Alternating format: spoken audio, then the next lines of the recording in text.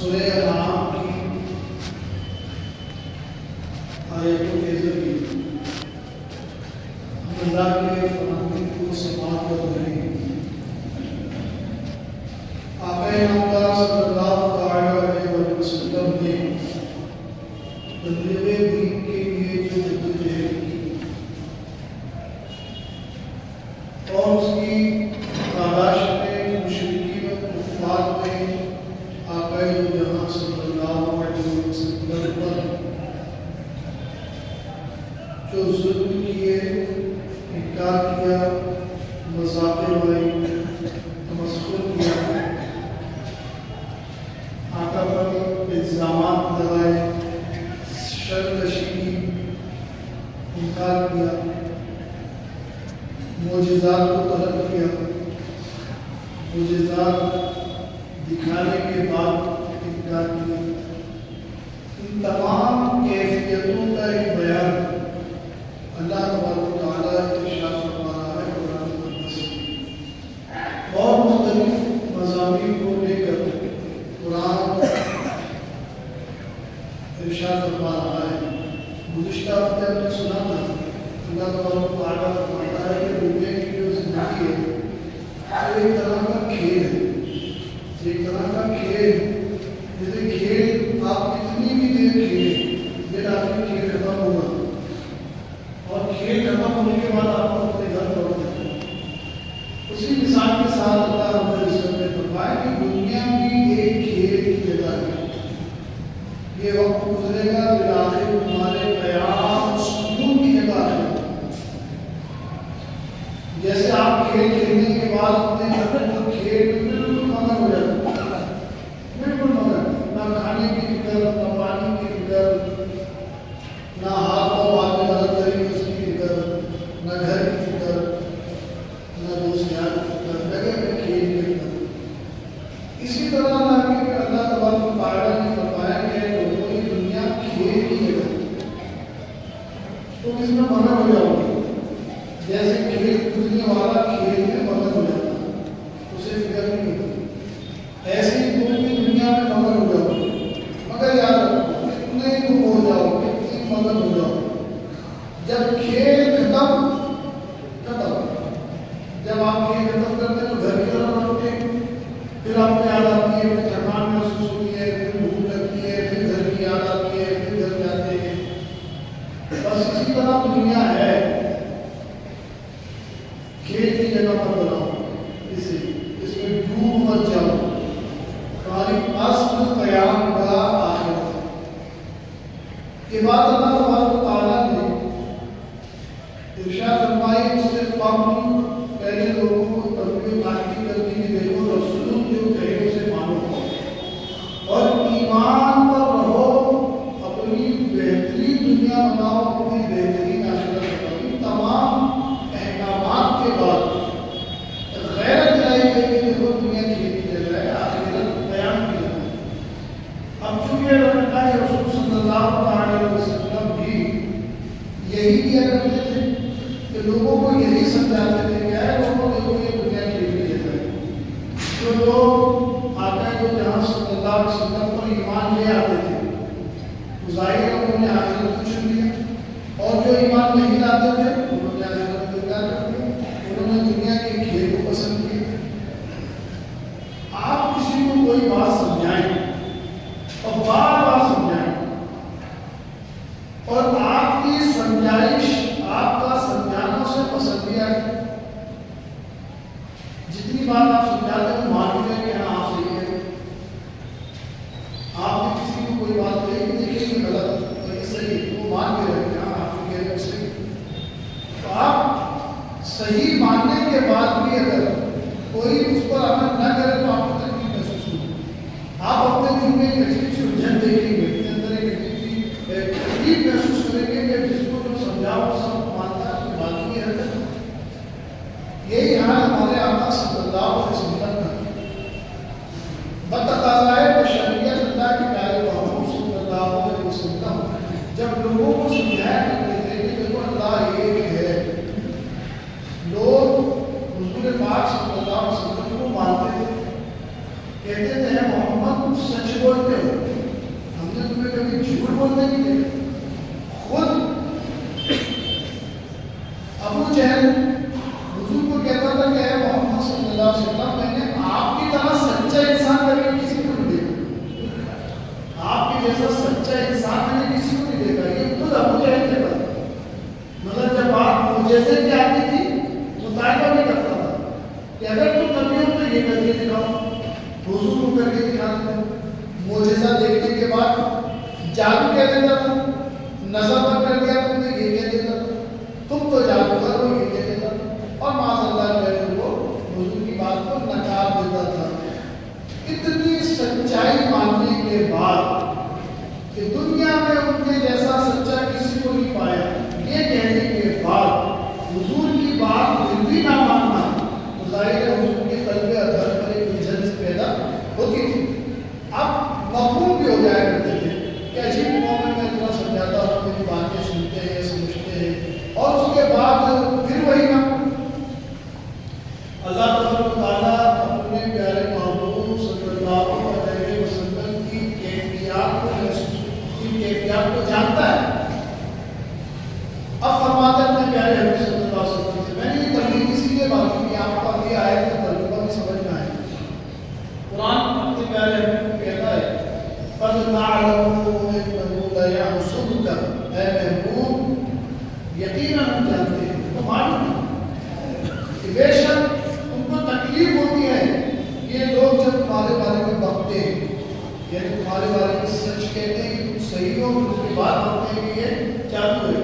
فَإِنَّهُمْ لَا يُكَذِّبُونَكَ، تو یقیناً تم کو نہیں جھٹلاتے. دراصل یعنی یہ تم کو نہیں جھٹلاتے، حقیقت یہ مجھ کو جھٹلاتے. اللہ کہہ رہا ہے کہ یہ تم کو نہیں جھٹلاتے، در حقیقت یہ میرے فرمان کو جھٹلاتے ہیں، اس لیے کہ اے محبوب تم جو کہتے ہو وہ اپنی طرف سے نہیں کہتے. تو ہم جو کہتے ہیں وہی کہتے ہو، ہم جو تمہیں سناتے ہیں وہی سناتے ہو. تو آپ کا انکار میرا انکار ہے، آپ کے بات کی نفی میرے کلام کی نفی ہے. تو یار اے محبوب آپ مایوس نہ ہو، یہ آپ کا نہیں، دراصل میں میرا انکار کر رہے ہیں، میری باتوں کا انکار کر رہے ہیں. وَلَٰكِنَّ الظَّالِمِينَ، تو یہ لوگ ظالم ہیں، لیکن ظالم اللہ کی نشانیوں کا انکار کرتے ہیں. بِآیاتِ اللہِ یَجْحَدُونَ، جو ظالم ہوتا ہے وہ اللہ کی نشانی کا انکار کرتا ہے. ابو جہل نے بڑی نشانیاں طلب کی، سب کچھ کیا، اور بھی کافروں نے نشانیاں طلب کی. حضور پاک صلی اللہ علیہ وسلم نے اپنے حق نبی ہونے پر معجزات دکھائے، اپنی نشانیاں دکھائی. اس کے بعد بھی انہوں نے رسول کریم علیہ الصلوۃ والسلام کا انکار کیا.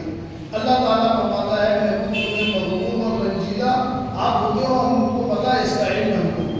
آپ کی رنجیدگی ہم سے چھپی نہیں ہے کہ آپ اپنے دل میں غم محسوس کرتے ہو، رنج محسوس کرتے ہو. پھر فرماتا ہے اللہ تبارک و تعالیٰ تسلی، اپنے پیارے حبیب صلی اللہ علیہ وسلم کو تبلیغ رسالت پر انکار کرنے پر جو تکلیف گزرتی ہے قلب اطہر پر، اس پر اللہ تبارک و تعالیٰ اپنے محبوب کو کس انداز سے تسلی دیتا ہے. فرماتا ہے وَلَقَدْ كُذِّبَ رُسُلٌ مِّن قَبْلِكَ فَاصْبِرْ، فرمایا کہ فَصَبَرُوا عَلَىٰ مَا كُذِّبُوا وَأُوذُوا حَتَّىٰ آتَاهُمْ نَصْرُنَا. فرمایا ہے محبوب یہ جو حال تمہارے ساتھ ہو رہا ہے یہ تمہارے ساتھ ہی نہیں ہوا، اس سے قبل بھی رسولوں کے ساتھ ایسے ہی ہوا. آپ سے پہلے کم ہوئے جو رسول آئے ہیں ان کو بھی میں نے قوم پر بھیجا، ان پر بھی میں نے صحیفے بھیجا، ان پر بھی میں نے آیت قرآنیہ آیت آسمانی کتاب ان پر بھی بھیجا، اپنے فرمان ان کے ذریعے بھی ان کی قوم تک پہنچایا. تو اے محبوب جس طرح آپ کی قوم آپ سے نشانی طلب کرتی ہے اور آپ کو سچ مانتی ہے، حق مانتی ہے، اور اس کے بعد پھر آپ کا انکار کرتی ہے، تو آپ کو نہیں ہوتا ہے تکلیف ہوتا ہے. تو آپ رنجیدہ نہ ہو، بلکہ یہ کیفیت جو آپ پر گزری آپ سے پہلے بھی گزری. آپ کے پہلے رسولوں کو بھی انکار کیا گیا، آپ کے پہلے رسولوں سے بھی متعلق کیے گئے، آپ کے پہلے رسولوں سے بھی نشانیاں طلب کی گئی. جس طرح آپ نشانی بتاتے ہیں اپنے حق نبی ہونے پر، اسی طرح پچھلے رسولوں نے بھی ہماری اجازت سے نشانیاں بتائی. جس طرح یہ آپ کا انکار کرتے ہیں وہ ان کا انکار کرتے ہیں. یہ کیفیت جو ہے اللہ تعالیٰ کے بارے میں بیان کی.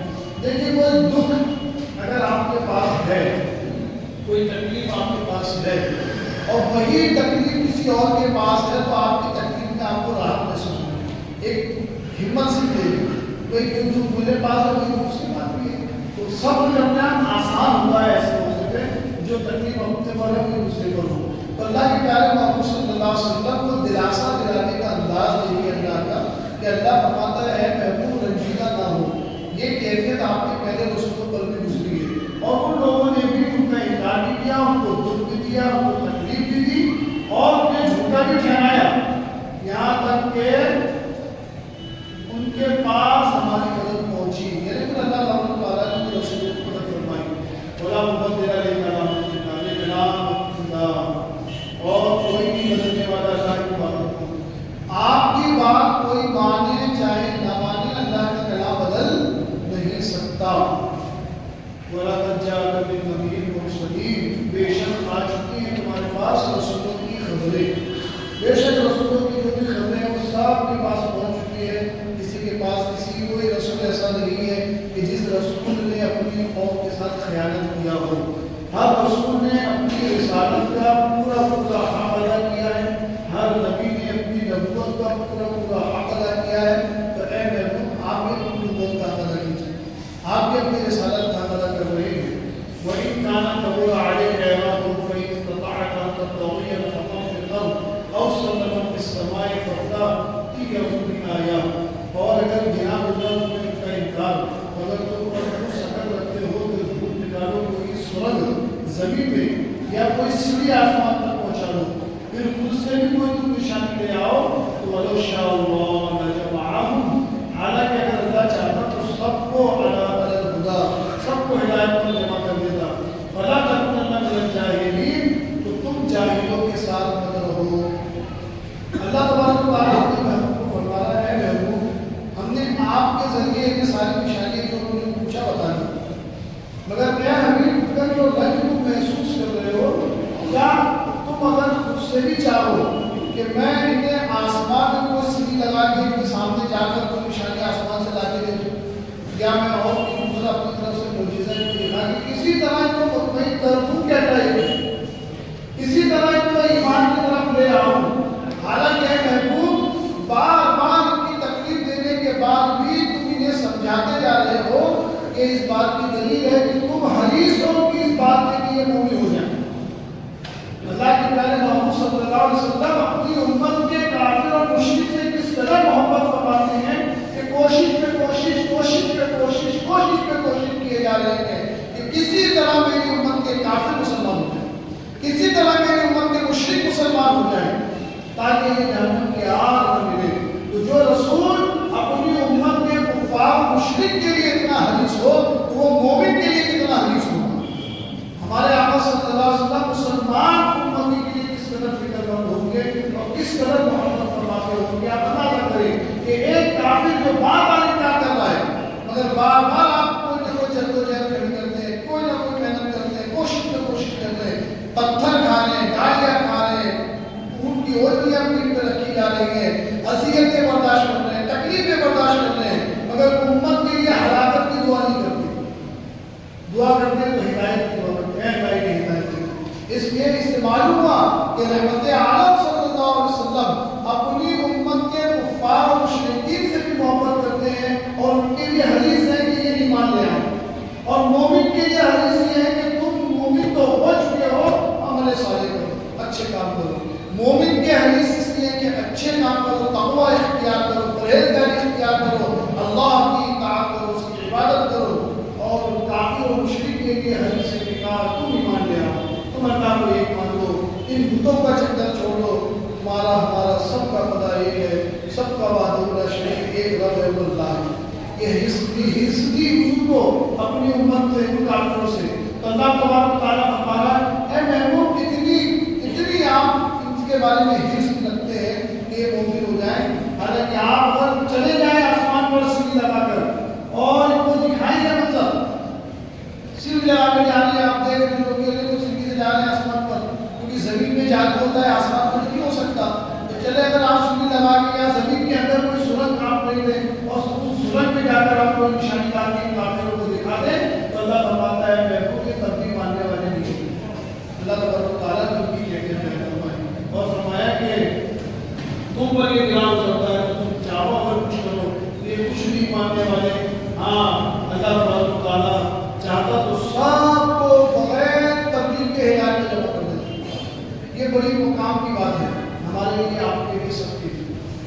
اللہ تبارک و تعالیٰ چاہتا تو نہ کوئی کافر ہوتا, نہ کوئی منافق ہوتا, نہ کوئی مشرک ہوتا, نہ کوئی شرابی ہوتا, نہ کوئی زانی ہوتا, نہ کوئی گناہ گار ہوتا, نہ کوئی سودخور ہوتا, نہ کوئی ماں باپ کو ستانے والا ہوتا, نہ کوئی بے نمازی ہوتا, نہ کوئی جھوٹ بولنے والا ہوتا, نہ کوئی کسی کو دھوکہ دینے والا ہوتا, نہ کوئی کسی کے ساتھ فراڈ کرنے والا ہوتا. سب تقی ہوتے, سب پرہیزگار ہوتے, سب ولی ہوتے, اور سب اللہ تبارک و تعالیٰ پر ایمان رکھنے والے ہوتے. مگر اللہ تبارک و تعالیٰ کی سنت ہے, اللہ تبارک و تعالیٰ نے اس کائنات کو جب بنایا اور اس کائنات کو انسانوں سے منزہ کیا, اس انسانوں سے بھرا, تو اللہ تبارک و تعالیٰ نے ان انسانوں کی تبلیغ کے لیے, انسانوں کی اصلاح کے لیے طریقہ تبلیغ کو پسند فرمایا, اور فرمایا کہ اس کی سنت یہ ہے, اس کی پسند یہ ہے کہ تم میرے بندوں تک میرا پیغام پہنچاؤ. اللہ تبارک و تعالیٰ چاہے, آج بھی چاہے کہ پوری دنیا مسلمان ہو جائے, مگر دنیا میں کفر ہے, شرک ہے, نفاق ہے. اللہ چاہے تو پورا مسلمان پرہیزگار ہو جائے, مگر مسلمانوں میں گناہ گار ہیں, سیاکار ہیں, بد کردار ہیں, سارے لوگ ہیں. اس لیے کہ اللہ تبارک و تعالیٰ نے تبلیغ کو پسند فرمایا کہ میری بات پہنچائی جا سکے. اللہ تبارک و تعالیٰ اس سے معاذ اللہ محتاج نہیں ہے کہ وہ کسی کافر کو ایمان دے دے, اس سے محتاج نہیں ہے کہ کسی گناہ گار کو تقویٰ دے دے, مگر وہ یہ چاہتا ہے کہ اے محبوب ہماری بات آپ پہنچاؤ. ہم جو چاہتے ہیں اپنے بندوں سے وہ آپ جا کر کہو, یہ اس کی سنت الہیہ ہے. اے محبوب جو کافر ہیں جاؤ ان کے پاس اور میری احادیت اور میری سمجھت کا اعلان کرو, کہو کیا چاہیے, اور تم کو مانے, تم میری بات تک پہنچاؤ, اور جو مان جائیں ان کو تقوی کی دعوت دو, ان کو زہد کی دعوت دو, انہیں اطاعت کی دعوت دو کہ تم اللہ کو ایک مان چکے ہو تو اللہ کی عبادت کرو, اس کی نافرمانی سے بچو, اور انہیں بتاؤ کہ تم اللہ کی فرما برداری کرو گے تو اللہ تمہارے لیے جنت کا انعام رکھے گا, اور تم اللہ کی نافرمانی کرو گے تو انہیں ڈراؤ کہ تمہارے لیے جہنم. یہ اللہ کی پسندیدہ بات ہے کہ اللہ یہ چاہتا ہے کہ میرے بندوں میں تم تبلیغ کرو. تو تبلیغ یعنی پہنچانا, بلغ عنی ولو آیا, حدیث میں اللہ کے رسول صلی اللہ علیہ وسلم فرماتے ہیں میری جانب سے لوگوں تک پہنچاؤ. اسلام کا سب سے بنیادی اصول تبلیغ ہے. تبلیغ کا معنی ہوتا ہے پہنچانا, تبلیغ کا معنی ہوتا ہے پہنچانا, بات کو پہنچائی جائے.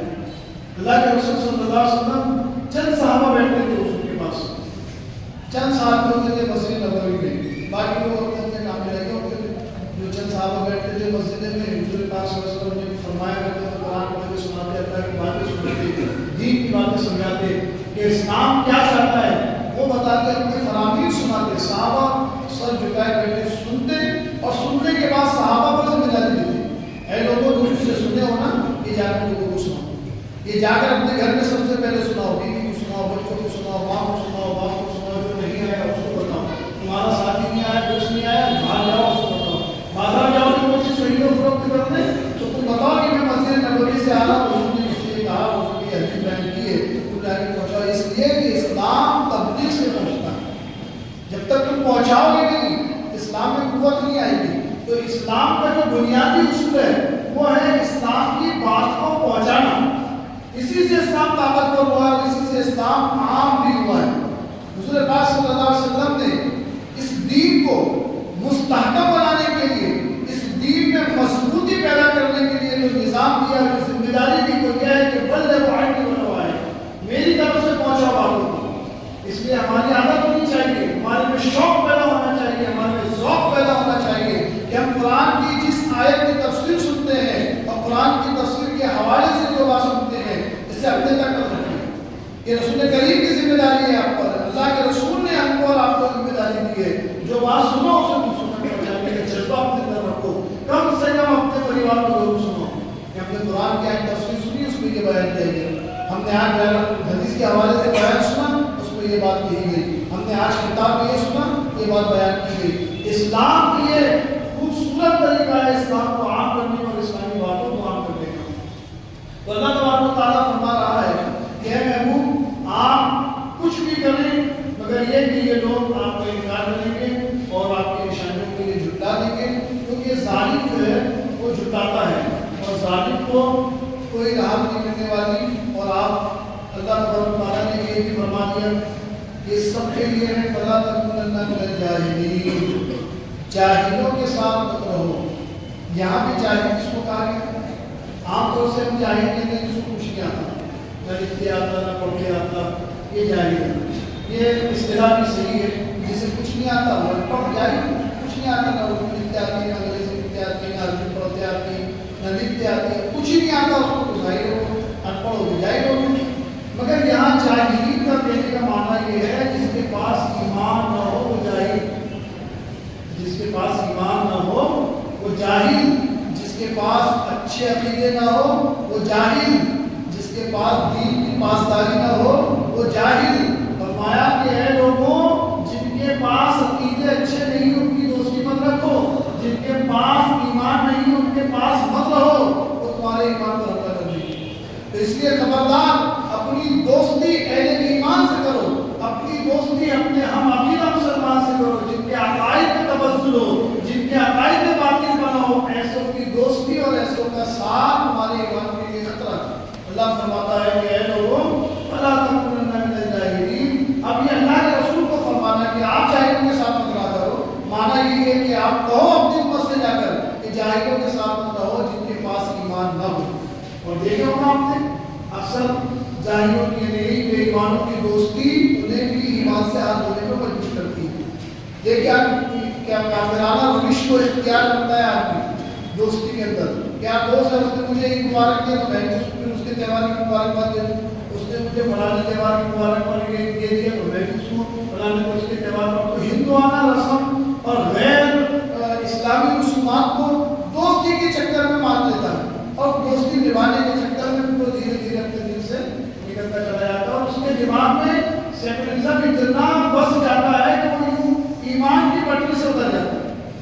حالانکہ اسلام کسی مذہب کو خود اسلام کے اندر اپنی دینوں کو لے دی، اس کا دین کے پاس اپنا دین، تو اپنے دین کی حفاظت تو کرو، دوستی کے عالم میں اپنے دین کا سودا نہیں ہونا چاہیے۔ تو یہاں جاہل سے مراد جس کے پاس دین نہ ہو، جس کے پاس دین نہ ہو اس کو جاہل کہتے ہیں۔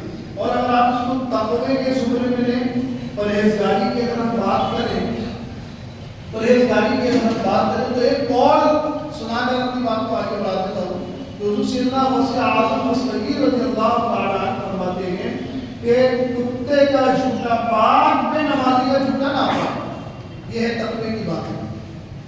قرآن تو کہتے ہیں جاہلوں کے ساتھ مت رہو، مگر تقوی اور متقی لوگ کا کہنا کیا ہے؟ غوث پاک کو ماننے والے لوگ حضور غوث پاک فرماتے ہیں کہ کتے کا جھوٹا پاک اور بے نمازی کا جھوٹا ناپاک۔ تو جو اپنے خدا سے غداری کرے، جو اپنے معبود کی نافرمانی کرے، اس کی عبادت کتنی عجیب بات ہے کہ اسی کو کہتے ہیں کہ اللہ تو ایک ہے اور عبادت نہیں کرتا۔ تو بے نمازی کا جھوٹا ناپاک، یہ فقہ کی زبان میں نہیں بول رہا ہوں میں آپ کو، تو آپ مسئلے کو باہر جا کے سنا دیں گے کہ بے نمازی کا جھوٹا ناپاک، تو پھر گھروں میں جھگڑے شروع ہو جائیں گے، کیا ماجرا ہے؟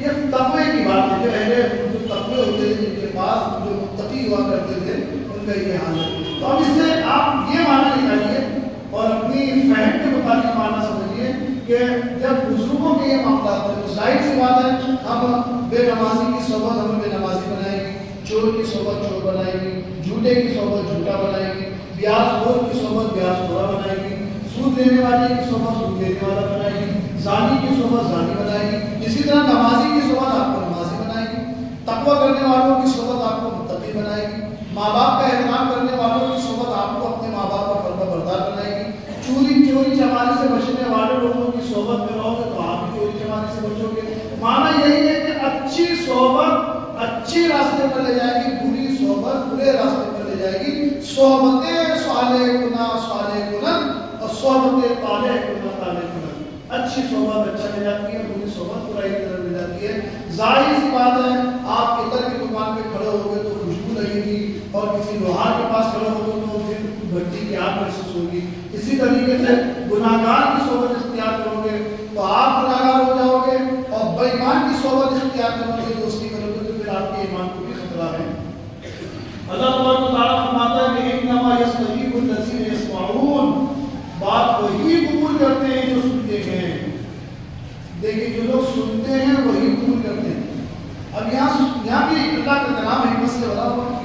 سننے کا مطلب کیا ہے؟ عام طور سے دیکھیے آپ کیا ہے، ہم اور آپ سننے کے لیے کس آلے کا استعمال کرتے ہیں؟ کان کا. اور قرآن کیا کہتا ہے؟ دل سے سنو. دل کا سننا ہوتا ہے. حقیقت میں سنتے تو ہم کان سے ہی ہیں، مگر اللہ کیا کہتے ہیں جو مانتے وہی ہے جو سنتے ہیں. تو سن تو سبھی رہے، سبھی کو پتا ہے کہ نماز چھوڑنا غلط ہے، مگر سبھی نماز نہیں ہوتی. تو صرف سننا کان سے نہیں، دل سے سننا. کہ دل کی جو کیفیت ہوتی ہے، دل سے جو بات سنی جاتی ہے اور دل سے جو بات کہی جاتی ہے وہ اثر انداز ہوتی ہے. سننے کو تو کان ہے، ہم سب باتیں سن لیتے ہیں، مگر جب اللہ کا کلام سنے تو دل سے سنیں، رسول اللہ کی بات سنیں تو دل سے سنیں، تاکہ یہ بات آپ کی زندگی پر اثر انداز ہو. ورنہ پھر سننے کے لیے کان ہے، ادھر سے سنتے ہیں ادھر سے نکال دیا جاتا ہے. تو ہدایت کی اور اچھی باتیں ایسی ہی ہوتی ہے کہ یہاں سے سن کر یہاں سے نکال دی جاتی ہے. قوم کے اندر جو ایک عالمی بے چینی پائی جا رہی ہے، تو اس کی وجہ یہ ہے کہ قوم صرف حدیث کی باتیں سنتی ہے، قرآن کی باتیں سنتی ہے، اچھی باتیں سنتی ہے، عمل کرنے کی بات لگا لو، اس لیے کہ وہ بات دلوں سے نہیں سنی جاتی. تو قرآن کہتا ہے انما یستجیب الذین یسمعون، جو لوگ سنتے ہیں وہ عمل کرتے ہیں. یہاں مراد نہیں ہے کہ جو دلوں سے سنتے ہیں. اول موت یبعثهم اللہ ثم الیہ یرجعون، اور ان مرے ہوئوں کو اٹھائے گا اللہ، اسی کی طرف لوٹائے جائیں گے. اب جو لوگ مر گئے، مرے ہوئے کون؟ جن کی روح نکل گئی ان کو نہیں کہا گیا مرے ہوئے. عام طور سے ہم یہی کہتے ہیں جس کی روح گئی وہ مر گیا، مگر قرآن نے کئی مرتبہ مرا ہوا کس کو کہا ہے؟ مردہ کس کو کہا ہے؟ جس نے حق کو قبول نہیں کیا وہ مردہ. جیسے جاہلی کے بارے میں کہا جس نے حق کی جو کافر ہے، مشرک ہے، وہ جاہل ہے، یعنی بڑے بڑے علم والے. آپ کو معلوم ہونا چاہیے کہ ابو جہل بہت بڑا دانشمند تھا، وہ جاہل نہیں تھا، بہت بڑا دانشمند تھا، بہت پڑھا لکھا تھا، اور اس کو عربی اس کی زبان کی مگر بڑا عبور حاصل تھا، اور بھی زبانیں آتی اس کو، اور بہت ٹیلنٹڈ آدمی تھا، جاہل نہیں تھا. ابو حکم اس کو کہا جاتا تھا. آپ تاریخ اس کا نام پڑھیے، اس کا نام اب اس کو لوگ اس کو لقب یہ لگاتے تھے ابو حکم. ابو الحکم کا معنی ہوتا ہے حکمتوں کا باپ. تو اللہ کے پیارے محبوب صلی اللہ علیہ وسلم نے فرمایا ایسی کون سی حکمت جو ایک خدا کو ایک نہ مانے؟ تو یہ ابو حکم نہیں ہے، ابو جہل ہے، جاہلوں کا باپ. تو معلوم ہوا کہ ایمان جہالت نہیں ہے. جو ایمان کو حق کو آئینے کی طرح دیکھ لے پھر بھی حق نہ مانے وہ جاہل ہے. اسی طرح جو حق کو سنتا ہو صرف کانوں سے اس کو عمل نصیب نہیں ہوگا. اس کے دلوں کی دل سے سنو، دل سے. تو اللہ کہہ رہے ہیں کہ مرے ہوئے کو، یعنی کان سے اللہ کی بات سن کر نکال دینے والے مردے. یعنی کان سے تم رسول کی بات سب سنتے ہو کہ رسول اللہ تمہیں کیا کہہ رہے ہیں، تم سب سن رہے ہو کانوں سے، اور دلوں کے کان سے تم نے کبھی نہیں سنا میرے محبوب کی بات، اس لیے تم مرے ہوئے ہو. تو اللہ فرماتے ہیں مرے ہوئے کو اللہ ایک جمع کر دے گا. تو مرے ہوئے کو یعنی تمام لوگوں کو اللہ تبارک و تعالیٰ کی جانب وَإِلَيْهِ يُرْجَعُونَ، پھر اسی کی طرف سب کو لوٹا دے گا. فرمایا وَقَالُوا لَوْ نُزِّلَ عَلَيْهِ آیَةٌ مِّن رَّبِّهِ، اور سب بولے کہ کیوں نہیں اتاری ہے ان پر کوئی عذاب کی نشانی کے پروردگار کی طرف سے. جب اللہ کے پیارے محبوب صلی اللہ علیہ وسلم نے یہ ساری باتیں کہی لوگوں سے، تو لوگ کہتے ہیں اے مصطفیٰ، اے محمد صلی اللہ علیہ وسلم، اتنی باتیں تم کرتے ہو، جب ہم اللہ کو نہیں مانتے اور اس کو ہم برا بھلا کہتے ہیں تمہارے خدا کو، تو پھر وہ ہم پر کوئی عذاب کو نازل نہیں کرتا. جیسے کہ تم کہتے ہو کہ پچھلی قوم نے نہیں مانی تو پھر یہ عذاب آیا، پچھلی قوموں کی ہم کو مثالیں سناتے ہو کہ دیکھو انہوں نے اللہ کا نہ سنا تو پر اللہ نے یہ عذاب دے دیا، اللہ کی نہیں مانی تو ہم بھی تو نہیں سنتے اللہ کی، ہم بھی تمہارا انکار کرتے ہیں. تم ہم کو کہتے ہو کہ فلاں نبی کی نہیں مانی ہے تو عذاب، تو ہم پہ عذاب کیوں نہیں آتا، ہم پہ کوئی عذاب کیوں نہیں آتا. فرمایا گیا قل ان اللہ قادر علی ان ينزل آیۃ ولکن اکثرهم لا يعلمون. فرمایا گیا محبوب کہو بے شک اللہ قادر ہے اس پر کہ اتار دے نشانی عذاب کی، لیکن ان کے زیادہ لوگ بے علم ہے. اللہ تبارک و تعالیٰ یقیناً اس بات پر قادر ہے کہ وہ تمہارے انکار کرنے پر کوئی نشانی کے طور پر عذاب اتار دے. کافر یہ نہیں سمجھتا کہ عذاب حقیقت میں کیا ہے. دنیا کو الگ دینا گزر دینا یہ بھی ایک عذاب ہے، مگر آپ کو معلوم ہونا چاہیے کہ سب سے بڑا عذاب یہ ہے کہ جو راہ سے بھٹک جائے اسے راستہ نہ دکھایا جائے. یہ سب سے بڑا عذاب. تمہیں میں نے کافر کہہ دیا، تمہیں خفیہ خالدون جہنم کے لیے ہمیشہ کے لیے مقرر کر دیا، کس سے بڑا عذاب کیا. دنیا کتنی چمکتی دمکتی کماؤ بناؤ، مگر تمہارے لیے آخرت میں کوئی چیز نہیں رکھی اللہ نے، اور دردناک عذاب کی بشارت تم کو دے دی اپنے محبوب کے ذریعے کہ تم نہیں مانتے، جب تمہارے لیے دردناک عذاب جتنا چاہو نے جا کے پلٹ کے میرے پاس آؤ گے، تمہارے لیے جہنم تیار ہے۔ تو اس سے بڑا عذاب کیا ہوگا کہ بڑے بڑے کافر مسلمان ہوئے، تم دیکھ کر مسلمان نہ ہوئے۔ لوگ تو کتابوں میں حضور کی نشانیاں پڑھ کر مسلمان ہو گئے، تم حضور کو دیکھ کر مسلمان نہ ہوئے۔ اس سے بڑا عذاب کیا ہوگا؟ لوگ حضور کی باتیں سن کر مسلمان ہو گئے اور تم حضور کو ساتھ میں دیکھ کر ان کے پیچھے نمازیں پڑھ کر مسلمان نہ ہوئے، اپنے دلوں میں نفاق لے کر مر گئے۔ اس سے بڑا عذاب کیا ہوگا کہ تمہیں حضور اکرم صلی اللہ علیہ وسلم کے حسن و جمال کی تعریف لوگوں نے دولت میں پڑھی تو وہ حضور کے حسن و جمال سے متاثر ہو کر غائبانہ تعریف سن کر وہ حضور پر ایمان لے آئے، اور تم حضور کے حسن و جمال کو آنکھوں سے دیکھ کر مسلمان نہ ہوئے۔ اب اس سے بڑا عذاب کیا ہوگا؟ جہاں یہ تفسیر کافروں کے لیے بنتی ہے، مشرکین کے لیے بنتی ہے، وہی یہ تفسیر اہل ایمان کے لیے بھی بنتی ہے کہ اے مسلمانوں، اگر تم اپنی بستہ حالی کو دیکھ کر بھی نہیں سمجھو گے کہ اللہ کی طرف سے ایک ناراضی کا ماحول ہے، اگر تمہاری آج حالات کو ہمارے سامنے ہیں، ان پیچیدہ حالات کو دیکھ کر اور ہماری قصب و کرسی کی زندگی کو دیکھنے کے بعد بھی اگر ہم نہ سمجھیں کہ ہمارے لیے عذاب کی شکل ہے، ہمارے پاس روزگار نہیں ہے، عزت نہیں ہے، ذلتیں ہیں، مسلمان عورتوں کو جو ہے مرتد کیا جا رہا ہے، سازشوں کا شکار کیا جا رہا ہے، ہمیں مارا جا رہا ہے، ہمارے حقوق کو پامال کیا جا رہا ہے، یہ کیا ہے؟ یہ کیا ایک عذاب کی شکل نہیں ہے؟ کیا دنیا تہز تہز ہو جائے گی، پوری دنیا پانی پانی ہو جائے گی تب مانیں گے کہ یہ عذاب ہے؟ وہ تو اس کی سنت ہے، اس کی قدرت ہے، وہ قادر ہے، وہ جب جس قوم میں جس طرح کا چاہے عذاب دے۔ مگر آپ تلاش کیجیے کہ عذاب کیا ہے۔ آپ کے پاس کوئی تنگی آتی ہے، کوئی مصیبت آتی ہے تو آپ اپنے اندر محسوس کرتے ہیں بہت تکلیف ہے، قرضے 1 لاکھ روپے کا قرضہ دیا نہیں جا رہا ہے، قرضدار گھر پہ آ رہا ہے، آپ گھر چھوڑ دیتے ہیں، آپ دنیا شہر چھوڑ دیتے ہیں، علاقے چھوڑ دیتے ہیں، منہ پہ منہ پڑے گا، قرضدار مطالبہ کرے گا، شرم کے مارے بغیر انتظام نہیں کہ قرضہ دے سکے، یہ مصیبت نہیں؟ کیا اسے آپ عذاب کی طرف لے جا نہیں سکتے کہ اللہ تبارک و تعالیٰ نے رحمتوں کے راستے چھوڑ دیا ہے، کھینچ لیا تم سے رحمت، جتنا کما رہے اتنا دے رہے، برکتیں اٹھا لی گئی ہے رزق سے، برکتیں اٹھا لی گئی ہے عمر سے۔ لوگ 80 90 سال کے ہوا کرتے تھے، مہینوں سکرات لگا کرتی تھی، تب لوگ اس دنیا سے گزرتے تھے۔